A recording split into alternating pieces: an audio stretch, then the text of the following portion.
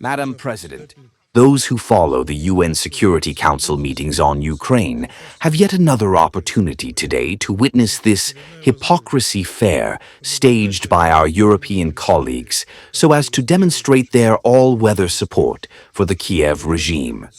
In practice, despite all the efforts by the organizers, today's meeting only serves to highlight the peculiar interest of London, Paris, Berlin, and other European capitals in continuing the war until the last Ukrainian, so as to try to weaken Russia as much as possible and by hook or by crook rescue what they started in Ukraine in 2014, namely their anti-Russian project that is now swiftly going bust. Not only did Russia consistently sought to prevent the acute crisis in European security triggered by years-long NATO's actions, but also from day one, we expressed our willingness to pursue through peaceful means what we set as the objectives of our special military operation, which we were compelled to launch in February 2022. These objectives imply nothing that any peace-loving state wouldn't legitimately expect from its neighbors. I do doubt that any of those who are vociferating in this chamber their hackneyed mantra about Russian aggression against Ukraine would sit idly by if their neighbor used military force to outlaw the identity of the people living there, glorified Nazi collaborators, banned religions, fomented extreme nationalism, and pursued an aggressive and provocative policy. Sooner or later, this would result in a serious crisis and an armed conflict, which is why neighboring states usually seek to resolve such contradictions by peaceful means, or even better, to prevent them from emerging in the first place. And it is for the UN, regional organizations, and other neighboring countries to assist the states in this regard. However, thanks to the efforts of Western states, this formula did not work in the Ukrainian context, despite Russia's years-long consistent warnings about the looming crisis. The patrons of the Kyiv regime were oblivious to these warnings, while, as it turned out, arming the junta and preparing it for war with Russia, with the Minsk agreements providing cover for them.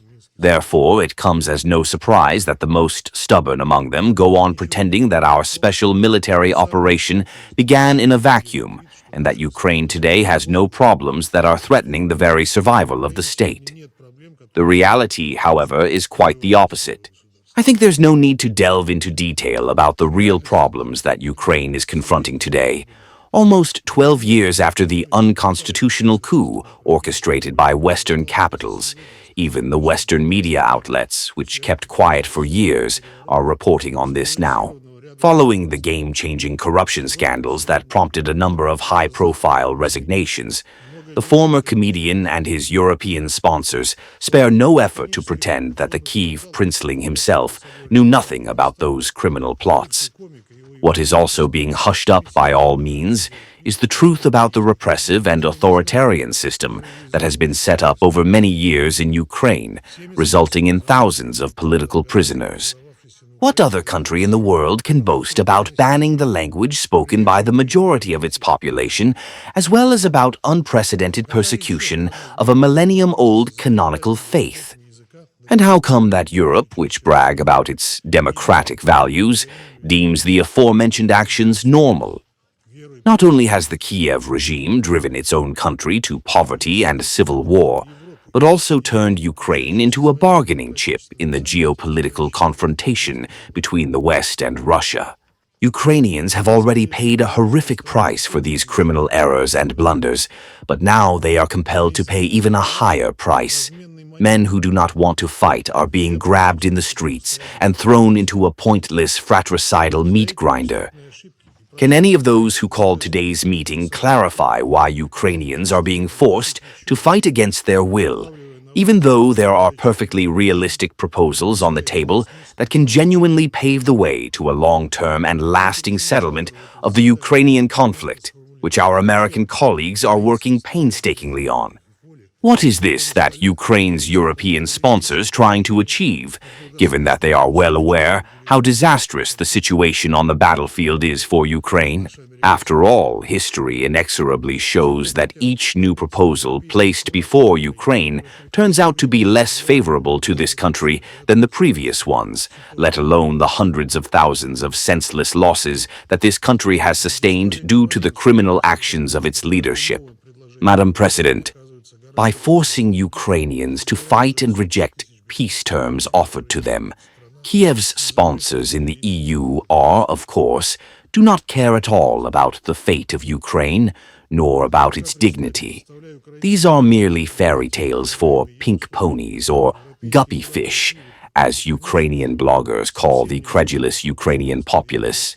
What London, Paris, and Berlin seek is buying time and preparing for war with Russia. This is a crazy idea that Brussels as part of NATO, and especially Brussels as part of the EU, is now advancing as virtually the only ideology uniting European states and distracting their peoples from the socio-economic and political problems that have been by the errors and blunders of their own leadership. Yet, European politicians who have gone mad in their Russophobia and powerlessness are not bothered by the fact that Russia does not threaten to anybody, nor do they care that the topic of a future war is being whipped up solely by them themselves, despite calls for dialogue and appeals to seek solutions to the problems in the field of European security. These calls are now coming not only from Moscow, but also from Washington, with European capitals consistently overlooking them. And all these individuals, such as Macron, Starmer, Merz, von der Leyen, Kallas, and the like, are they really willing to follow in Ukraine's footsteps, putting the future of European children on the altar of their own ambitions? And is the European public really prepared to believe this Russophobic scary stories and to walk down this suicidal path, which in the last 200 years has already led Europe into ruins at least 3 times? After listening to the briefings of our European colleagues in this chamber, we increasingly doubt that the current European elites are of sane mind. Meanwhile, hopes for a swift peace in Ukraine seem ever more illusory. The overwhelming majority of Ukrainians do not want to fight for the clique that has usurped power, but it is clear that they will simply be not permitted to end this military madness. Instead of realistic ideas, proposals, and appeals, what we've heard today once again are only false assertions about allegedly targeted strikes by Russian air forces on Ukrainian civilian objects, although everyone in Ukraine knows full well that homes, hospitals, schools, and kindergartens, if they suffer solely due to the Ukrainian air defense, set up in residential areas in violation of international humanitarian law. Meanwhile, none of the organizers of today's meeting mentioned that strikes on energy and transport infrastructure are being promoted and ramped up by Zelensky himself, and it is for these strikes that, time and again, he receives painful retaliation. Instead, we heard more fables about Ukrainian children allegedly kidnapped by Russia, with no evidence provided by Ukraine. The truth is that, for all the claims about thousands of Ukrainian children in Russia, Kyiv was only able to provide data on 339 children in response to our persistent requests, and much of the information provided was not confirmed after the investigation. In other words, the children's issue is nothing but a mendacious propaganda campaign through which Europe is trying to manipulate the public opinion and vilify Russia. Hence, it is no better than the disgusting hoax in Bucha, with neither Ukraine nor its Western sponsors being able to provide evidence of Russia's involvement in this. The true attitude of the Kyiv regime towards Ukrainian children is evidenced by the scandal unfolding in Ukraine over the transfer of about 3,500 orphaned children from the Dnepropetrovsk region to Turkey in 2022 as part of the Childhood Without War initiative, which was overseen by the wife of the Ukrainian president, Elena Zelenskaya. What came to light in the spring of 2024 are chilling facts about psychological pressure vis-à-vis children and mistreatment thereof. Those children were systematically exploited in public propaganda events. The police launched then a criminal investigation.